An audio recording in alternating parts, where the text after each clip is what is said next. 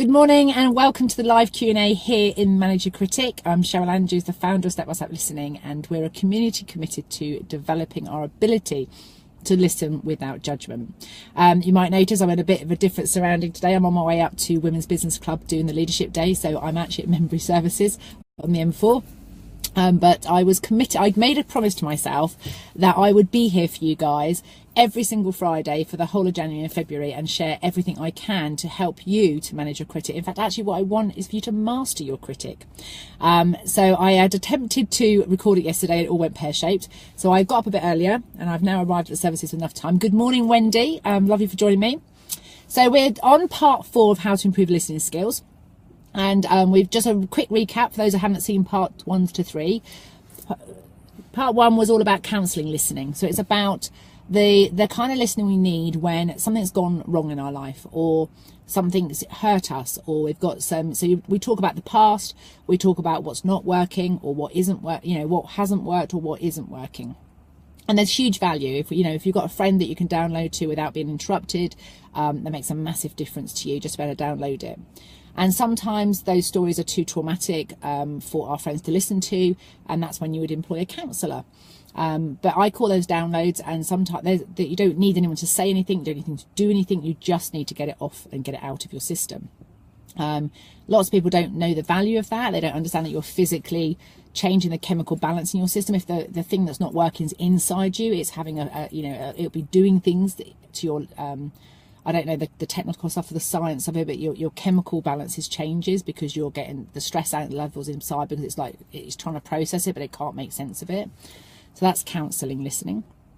Then I talked about coaching listening, which is when you work with somebody who will ask you questions that will be more solution focused. So when you do reach a point when you've been telling your story about what's not working, where you get sick of it and you want something to be different. So you go for coaching when you want something to change. And coaches, a traditional coach will ask you questions like, what's your goals, what's your targets? They'll help you break them down into smaller chunks and then get you to commit to action you're going to physically take, and then hold you accountable to that action, so that you actually get the results and change that you want. Part 3 was talking about clean language facilitation and what's the difference between that and ordinary coaching. Clean language is a process that helps to reflect you back to you, so you get to know yourself better, you get to know your own patterns, you get to know your own blueprint, your own process. How do you, which helps you to gain clarity of what will work for you and have more confidence in the things that you're committing to doing, and more confidence just in the way that you do things, what works for you and what doesn't. So ultimately, clean language for me, when it's combined with counselling, coaching, it gives an individual the ability to be the whole of them. So if they need to come to a session and say, about what's not working, they can talk about that. They're asked questions like, what would you like to have happen? And they're asked questions about things that are resourceful and strengths to them. So it helps to build their confidence. And the patterns, the repetition of it coming back to them means they get to know themselves better. And when you know yourself better, then you can show up as the whole of you, can be more authentic in the world, or that's my experience. So today I want to talk about mentoring, because I think that in life, this is the kind of listening that most people think people want and need. And mentoring for me is when you go to somebody who you can see and hear that they do something really well, or they've got experience in a particular field that you want to know from them. And so you go to listen to them. So you'll explain your situation, so you'll talk and they'll listen.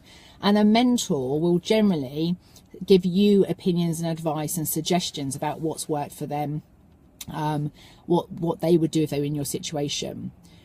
Now, I believe a mentor who is of a high caliber has enough knowledge and wisdom to know that their way is not the only way. And so a mentor will give you suggestions, but they're not precious about their opinions and advice. They know it's just an option. And so they're there to guide you.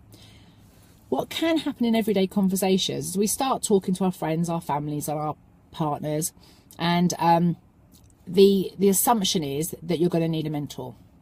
You're going to need an opinion. You're going to need some advice. You're going to need to be told what to do. They're assuming that you don't know what to do. That's why you're talking about the problem. And so they don't realise that perhaps you just need to be downloading.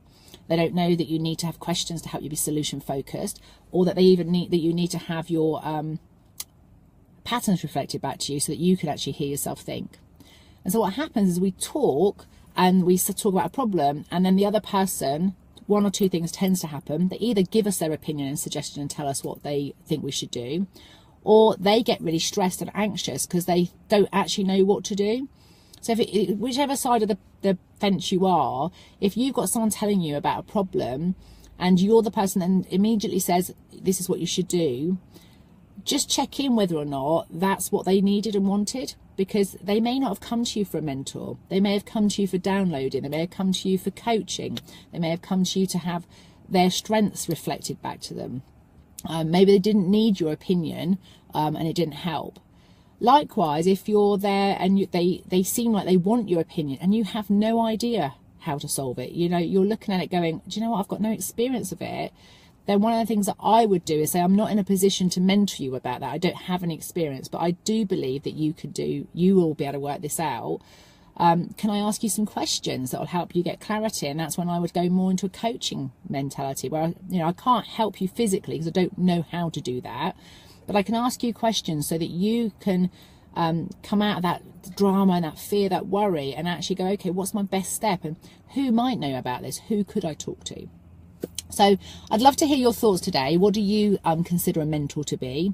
I remember when I very first started out in business, people said, I remember someone telling me once that, you know, you mentors offer to mentor you. You don't ask for them. So I don't know if that makes any sense, but it's like, if I wanted a mentor, somebody who was a friend, a confidant that I would talk to that I didn't pay for, then they had to offer. I couldn't ask someone if they would mentor me. And I've realised that's not true. And I've also realised that you can pay for mentorship. If you want to have a mentor, somebody who is good at doing something you'd like to be good at, then you can work with them so that you can express what you're struggling with and they can give you the feedback. So a good example for me is my Facebook manager, Susie. Yesterday, I was talking to her about the live videos, and I run past her what it is that I'm thinking about doing in future videos and what I'm thinking to do, and she'll give me the feedback. She'll tell me that the factual facts about what Facebook, you know, if I do that, what's the impact it's going to have with the Facebook algorithms. And so and then I have to balance them between what is authentically Cheryl being Cheryl on live video with her feedback. The one thing about mentoring is, and if you are mentoring somebody, they've come to you and they've asked you for your opinion, it's remembering that sometimes people come to you and ask you for your opinion because their decision-making process means they need to hear lots of different options so that they can feel it inside, so they can physically check out. Have you ever done that before, where you've said to your friend or family member, what would you do? And they go, or what you need to do is X, Y, and Z. And as soon as you hear it, you go, oh, that so wouldn't work. But knowing that that wouldn't work is what sparks off, but actually what would work is I could do this. So that's what mentoring listenings for me is all about. It's about you're listening to the person to find out what's happening in their world, and then you give your example of what would work for you as an opinion or a suggestion, but you're not precious about it, because the point of listening is for them to get a solution that works for them. The point of listening isn't for them to take your idea and to love your idea, and it all, because that's all about your ego. That's about you needing to be validated that your opinions, your experiences matter.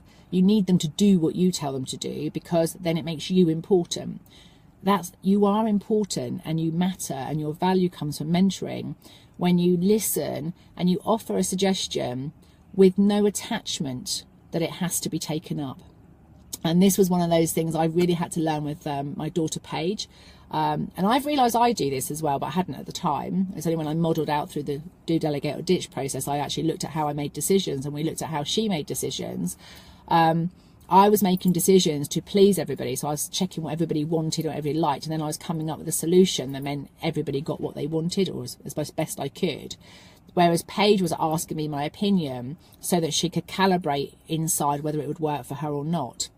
And interestingly, she also was quite precious. If she gave me advice, she would want me to actually take that advice on. And so it was when we started talking about our decision-making process that we started to realise that when we're in mentoring mode, it's about making suggestions but not being precious that other people take those ideas up. So that's about mentoring today. I can't see any comments, but I don't know if that's because I'm on my phone. So my sincere apologies if anyone has commented. So warm welcome. We've got Janine and Lorna on live now, and Wendy. Please do leave your comments below. I'd love to know, what do you know now as a result of talking about mentoring? Can you know, what difference does knowing that make? What will you do differently about your listening? One of the biggest things that I find happens when people are complaining that other people don't listen, it's primarily because you've started speaking before you've told the other person what kind of listening you need. And one of the things that I do with clients is I'm kind of fluctuating between those four kinds of listening. So sometimes they need to download to me, sometimes they need to be coached on setting goals and targets, sometimes they need to be facilitated and cleaned to reflect their patterns back to them, sometimes they need me as a mentor to give feedback, to give my opinion, to give my suggestions, explain what works for me and what my life experiences have taught me as a pattern of lots of people I've worked with. And then with that whole information, having got rid of all their download, got ideas of what they want, know more about themselves, and can hear what worked for other people, it's that whole holistic picture that allows an individual to gain clarity of what's going to work for them. And the minute I give an opinion and it looks like really it doesn't sit well with my client or my friends or my family, I'm the first one to say, look, it's just my map of the world. It's not the gospel. It's not like that's the only way to do it. So trust yourself. You always have to trust yourself. But the only way you can trust yourself is if you know yourself and you know what works for you. I'm going to keep it short and sweet today, guys, because I've got to get back on the road. I need to be in Cheltenham by 9:30. Have an amazing weekend. I've got lots and lots of stuff, so do check out Step by Step Listening at 8 o'clock on Monday and Wednesday next week. Got lots of stuff on the motivational and what's working Wednesday to share with you. Let's make February the best month ever for listening to ourselves. Let's make sure we get clarity of what we want and the confidence to ask for it, because then we can make the world a better place. Have a great weekend. Bye.